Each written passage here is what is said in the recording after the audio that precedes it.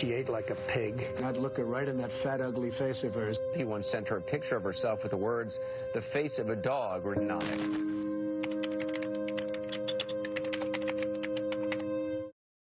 It's an ad by Connor Eldridge, who's running for the Senate in Arkansas against John Boozman.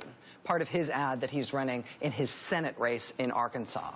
So far, we are seeing in Arkansas, in Arizona, in New Hampshire, we're seeing Democratic Senate candidates running ads as if that Democratic Senate candidate is effectively running against Donald Trump, or at least tying Donald Trump to the Republican senator that Democratic candidate is trying to unseat. That strategy we are seeing happen in the Senate right now. Is that strategy also going to be used by House candidates as well? That is an answerable question. The man who is in the best position to know in the whole country is Congressman Ben Ray Lujan of New Mexico. He's the chairman of the Democratic Congressional Campaign Committee, which has the job of electing Democrats to the House. Mr. Chairman, thanks very much for your time tonight. It's nice to have you here. Rachel, it's always great to be with you. Thanks for having me. Is there a different dynamic for candidates running for the House than what we have seen for candidates running for the Senate from the Democratic Party, where we've seen so many Senate candidates basically run themselves against Donald Trump? Should we see that we expect to see that same thing in House races across the country? Rachel, already in states across the country and in districts across the country, you're seeing ads run, including Donald Trump, in our bid to be able to win House seats as well as Senate seats across the country. And I think we can expect to see a lot more of that. In terms of the overall prospects of the Democrats winning back the House, a lot of people who are optimistic about Democratic chances broadly running against a Republican ticket that's topped by Donald Trump, they speak pretty confidently about the Democrats taking back the Senate from the Republicans.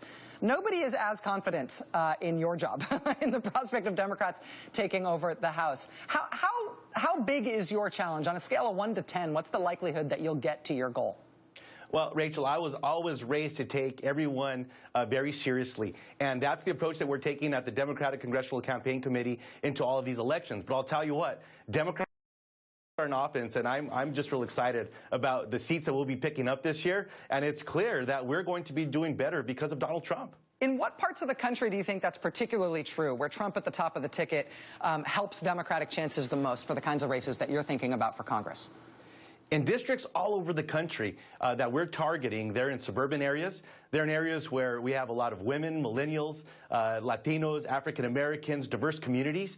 And in each and every one of those districts, it just turns out they're all over America. And it's in those districts that Donald Trump will help us. So whether we're talking about New York, Florida, Colorado, even in Utah, Donald Trump's going to help us be able to pick up more House seats and defeat Republicans across America this year. Are there also some places, though, where you expect that Donald Trump's going to do really well, where you may have candidates who try to localize their race or who try to distance themselves even from the Democratic candidate? Obviously, if you're going to try to win big, if you're going to try to pick up the 30 seats you need to get this majority, you're going to have to win in some unexpected places.